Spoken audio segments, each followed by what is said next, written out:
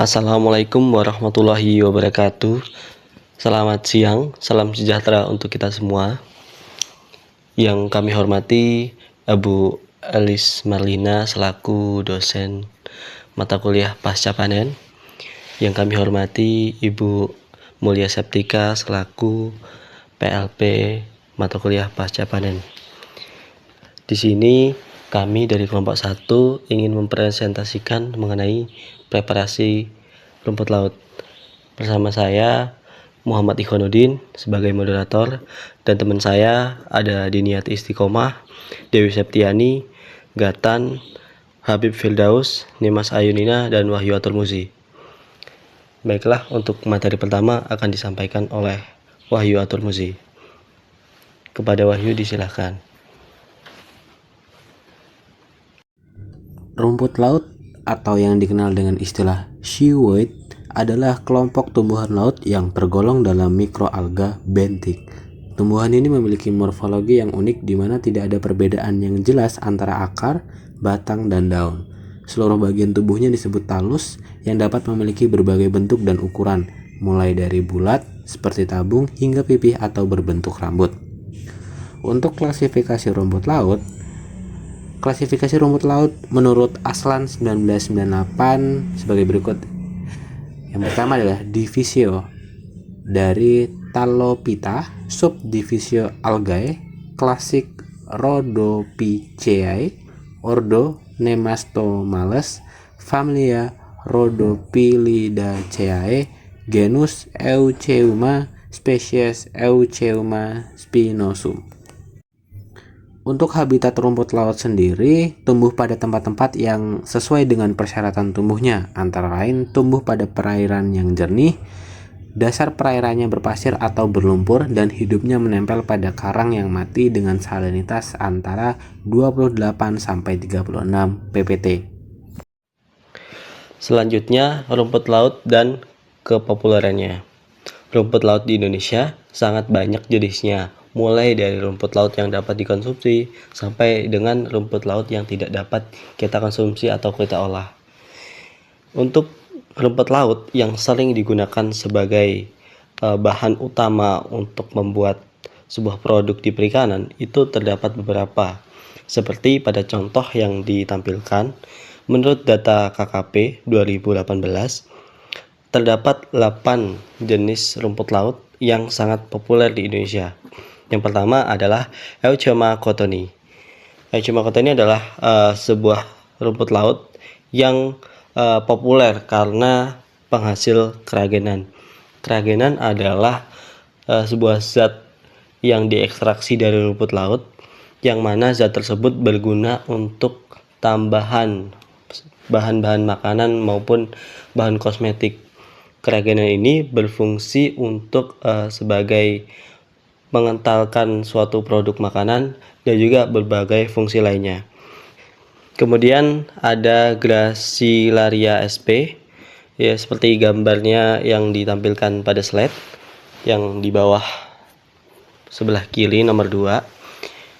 Gracilaria sp itu bentuknya seperti padi sekilas. Jadi untuk Gracilaria sp ini populer karena sebagai penghasil agar-agar. Kemudian yang ketiga adalah Eucheuma spinosum yang terkenal sebagai penghasil alginat. Teman-teman sekalian, alginat adalah sebuah zat alami polisakarida yang berasal dari alga coklat. Dalam hal ini, Eucheuma spinosum adalah salah satu alga coklat, yaitu dari rumput laut. Fungsinya hampir mirip-mirip dengan yang pertama, yaitu sebagai pengental dan beberapa fungsi lainnya.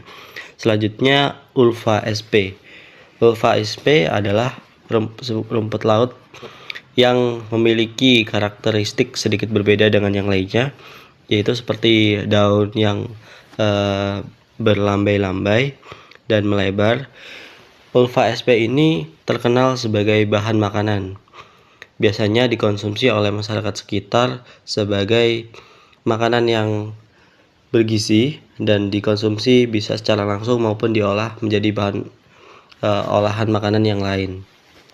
Kemudian ada Gelidium sp.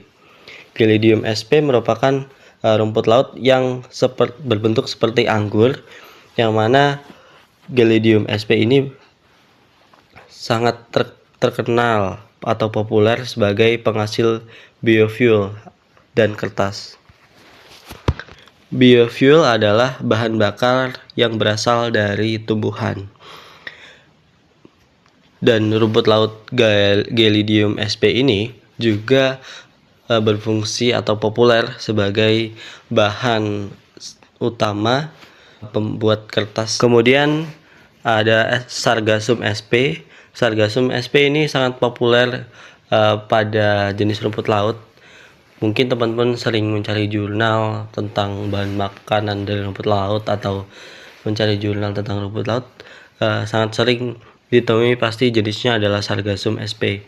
Karena Sargassum sp ini salah satu jenis rumput laut yang populer sebagai penghasil alginat. Seperti yang tadi sudah dijelaskan, alginat adalah zat yang alami yang diekstraksi dari rumput laut yang memiliki banyak fungsi dalam industri makanan baik dan kosmetik. Kemudian jenis rumput laut Caulerpa sp. Caulerpa sp ini adalah rumput laut yang berbentuk seperti anggur, yang seperti jenis sebelumnya yaitu Gelidium sp, namun dia lebih besar. Caulerpa sp ini adalah salah satu jenis rumput laut yang sangat populer di masyarakat karena biasanya dia dapat dikonsumsi secara langsung dan dipercaya sebagai bahan yang mengandung antioksidan tinggi dan anti hipertensi untuk manusia. Kemudian Halimenia sp adalah salah satu jenis rumput laut yang memiliki karakteristik dengan warna yang sedikit gelap berwarna merah tua, yang mana Halimenia sp ini juga salah satu jenis rumput laut yang berguna sebagai penghasil keraginan. Itulah jenis-jenis rumput laut yang populer di Indonesia yang sering kita jumpai pada industri makanan dan kosmetik. Dengan memahami jenis-jenis rumput laut ini, harapannya kita dapat menyesuaikan proses dari pasca panen rumput laut, karena setiap jenis rumput laut terdapat beberapa perbedaan dalam proses penanganannya, terutama untuk jenis rumput laut yang difokuskan untuk industri yang makanan atau obat-obatan, karena tingkat kesterilan dan kebersihannya cukup tinggi dibandingkan dengan jenis rumput laut yang biasanya diolah sebagai bahan makanan atau kerajinan. Selanjutnya akan dibacakan oleh Habib Firdaus Ikhwan. Pasca panen rumput laut adalah serangkaian langkah yang dilakukan setelah proses pemanenan untuk memastikan kualitas dan keberlanjutan hasil rumput laut. Proses ini melibatkan serangkaian langkah untuk mengolah rumput laut menjadi produk seperti makanan, kosmetik, dan farmasi. Tahapan-tahapan pasca panen rumput laut. Yang pertama, pemanenan. Pemanenan dilakukan dengan cara yang tepat untuk menjaga kualitas rumput laut. Pemanenan dilakukan pada pagi atau sore hari untuk menghindari paparan sinar matahari yang berlebihan. Rumput laut yang dipanen biasanya berada pada umur 45-90 hari tergantung jenis dari rumput laut tersebut. Yang kedua, pencucian. Setelah dipanen, rumput laut dicuci dengan air laut untuk menghilangkan kotoran, lumpur, dan garam yang menempel. Pencucian ini penting untuk meningkatkan keberhasilan sebelum proses selanjutnya. Tujuan dari pencucian adalah menghilangkan kontaminan dan menjaga kualitas bahan baku. Yang ketiga, perendaman. Rumput laut direndam dengan larutan alkali seperti KOH 0,1% selama semalaman untuk meningkatkan ekstraksi keraginan. Tujuannya adalah memaksimalkan kandungan keraginan sebelum dilakukan pengeringan. Dan selanjutnya akan dibaca oleh Nimas Ayudina Bahari. Pengeringan Rumput laut yang telah dicuci dan direndam kemudian dijemur di bawah sinar matahari atau menggunakan metode pengeringan gantung pada ruangan hingga kadar air mencapai level yang diinginkan 20-30% tergantung jenis, dengan tujuan mengurangi kadar air agar rumput laut lebih awet dan siap untuk disortir. Sortasi rumput laut adalah proses pembersihan rumput laut dari kotoran-kotoran yang menempel, seperti pasir, kerikil, batu-batu kecil, dan tali. Sortasi dilakukan secara manual dengan cara menempelkan rumput laut yang sudah kering di atas nampan atau ayakan sortir. Sortasi rumput laut dilakukan setelah rumput laut kering dan karena kotoran yang menempel seperti kerang, kerangka siput, dan lumut sulit dihilangkan saat rumput laut masih basah. Rumput laut yang berkualitas baik adalah yang memiliki total garam dan kotoran yang melekat tidak lebih dari 3-5%. Materi selanjutnya akan dibacakan oleh Dewi Septiani. Pengemasan. Setelah rumput laut kering, dilakukan pengemasan dengan karung net atau plastik untuk lebih efisien. Tempat rumput laut kering dapat dipres, cetak menjadi bentuk kotak-kotak padat per kilogram atau 5 kg sehingga pengemasan selanjutnya menjadi lebih efisien dalam bentuk kotak-kotak dan dijaga agar sirkulasi udara baik. Hal ini disebabkan apabila sirkulasi udara dalam ruangan dan kemasan tidak baik, maka akan terjadi proses fermentasi rumput laut menjadi apek dan timbul kapan atau jamur yang akibatnya akan menurunkan mutu rumput laut. Setelah rumput laut dikeringkan, salah satu metode pengemasan yang sederhana adalah pengemasan dengan karung net atau plastik. Karung net memungkinkan sirkulasi udara, sedangkan plastik memberikan perlindungan dari kelembapan. Metode ini mudah dilakukan dan efisien untuk menyimpan jangka pendek, tetapi penting untuk memastikan sirkulasi udara tetap baik agar mencegah pembusukan.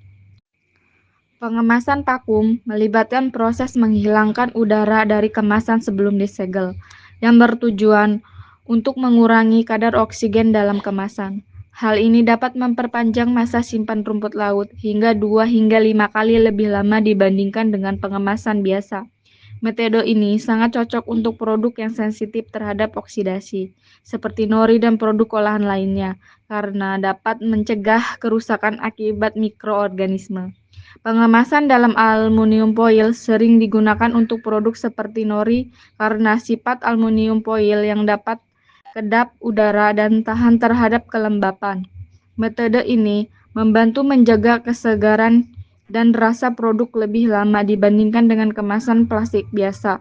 Selain itu, aluminium foil juga memberikan perlindungan dari cahaya yang dapat merusak kualitas produk. Pengemasan dengan standing pouch menawarkan solusi praktis dan menarik secara visual untuk produk olahan rumput laut, seperti dodol. Kemasan ini dirancang untuk berdiri sendiri di rak, memberikan perlindungan yang baik terhadap konsumen dari luar, serta meningkatkan daya tarik produk bagi konsumen. Itulah materi dari kelompok 1. Terima kasih teman-teman atas atensinya. Semoga video ini bermanfaat untuk kita semua sebagai bahan pembelajaran kita. Baiklah, kita tutup. Sebelumnya mohon maaf bila ada kesalahan. Kami akhiri. Wassalamualaikum warahmatullahi wabarakatuh.